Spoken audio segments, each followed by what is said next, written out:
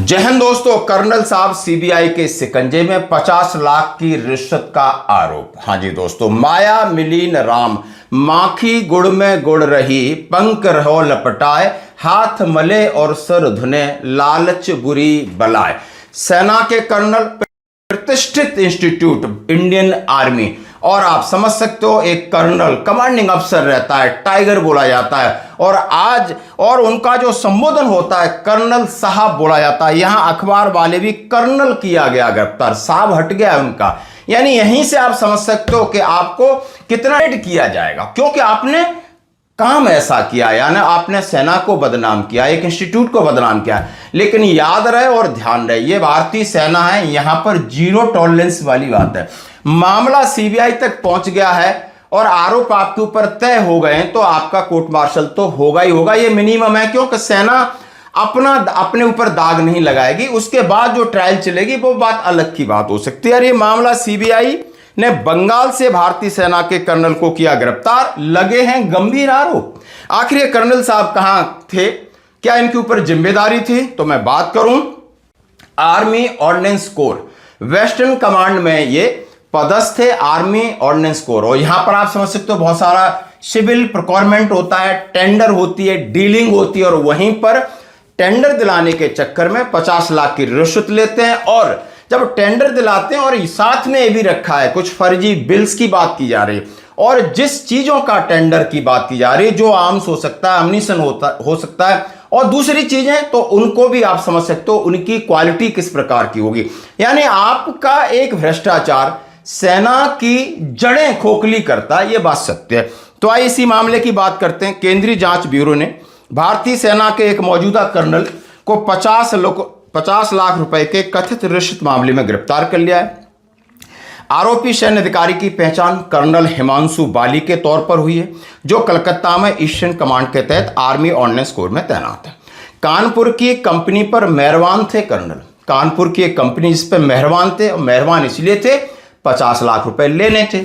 CBI द्वारा FIR के मुताबिक कर्नल बाली पर कानपुर स्थित फर्म ईस्टर्न ग्लोबल लिमिटेड के निर्देशकों से सेना का टेंडर दिलाने के एवज में घूस लेने का आरोप है।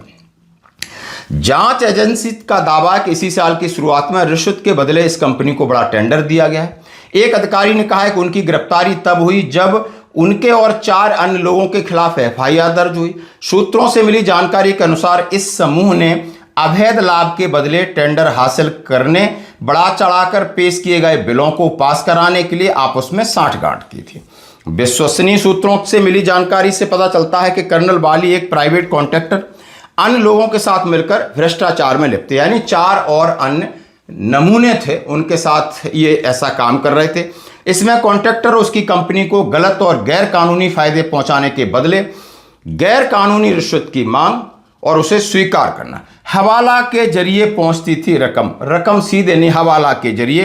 पार्क स्ट्रीट में हुई थी सीक्रेट मीटिंग 22 अप्रैल को। कर्नल हिमांशु बाली ने, कलकत्ता की यह जगह है पार्क स्ट्रीट, यहां पर उन्होंने उनके प्रतिनिधियों से मीटिंग की। मीटिंग के 48 घंटे बाद उन्हें टेंडर दे दिया गया।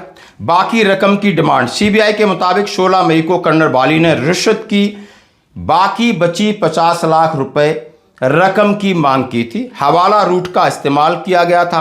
घटिया सैंपल और फर्जी बिल भी पास किए। दुख की बात है कि कर्नल हिमांशु बाली ने सिर्फ टेंडर दिलाने में हेराफेरी करने का आरोप नहीं है।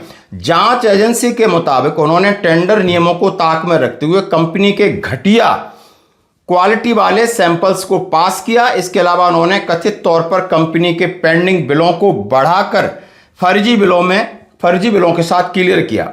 ठेकेदार समेत कई अन्य लोग भी रेडार पर हैं। सीबीआई ने इस कथित रिश्वत मामले में कर्नल और प्राइवेट ठेकेदार के खिलाफ एफआईआर दर्ज करने के बाद कर्नल की गिरफ्तारी की है। पूरे भ्रष्टाचार के सिंडिकेट में अन्य अज्ञात लोग भी आरोपी बनाया गया है, जिनकी भूमिका की जांच की जा रही है। माफी चाहता हूं, आप सेना को बख्श दो। बाहर इतना भ्रष्टाचार है, इतना झूठ है, सब कुछ है। सेना, मैं कहता हूं, इन देशवासियों के लिए भगवान के बाद इसी का नंबर आता है। यदि भगवान को पुकारा जाएगा तो भगवान के रूप में सेना पहुंचती है, चाहे वो बॉर्डर की रक्षा करे, चाहे किसी डिजास्टर या आपदा के लिए हो, कहीं भी हो। आपने पश्चिम बंगाल चुनाव में थोड़ा सा सीन देखा होगा। और हमारे वो भाई अर्धसैनिक बल, सीआरपीएफ, बीएसएफ या एसएसबी के लोग तैनात थे, अधिकारी थे, इंस्पेक्टर रैंक के थे, जवान थे, अलग अलग पोलिंगों पे थे। आपने देखा होगा चुनाव कराना किसी युद्ध ऑपरेशन जैसा लग रहा था। ऐसा लग रहा था कि ये इंडिया का हिस्सा था। क्या यहाँ डेमोक्रेसी है? क्या गुंडागर्दी है? तो इसके लिए आपको पैरामिलिट्री फोर्स यूज करनी पड़ी। वो पुलिस जो तमाम पैसों की रिश्वत लेती है, वो पुलिस वो तमाम अत्याचार और अनाचार में लिप्त रहती है, लेकिन उससे उम्मीद तो नहीं की गई। वहां पर गई पैरामिलिट्री फोर्सेस। और इससे बड़ी जरूरत पड़ेगी तो आपको सेना आपके साथ खड़ी होगी, ईमानदारी से खड़ी होगी, पानी भी पिलाएगी, आपको दवाई भी देगी, खाना भी खिलाएगी, एक जगह से दूसरी जगह सुरक्षित जगहों पर ले जाएगी। और जब आपके ऊपर संकट आएगा तो अपनी जान सबसे आगे लगा देगी। तो क्या आपको लगता है कि ऐसे इंस्टीट्यूट में यदि कोई व्यक्ति वो किसी पद पर है और इस तरीके का कृत्य करता है तो उसके साथ क्या होना चाहिए? धन्यवाद।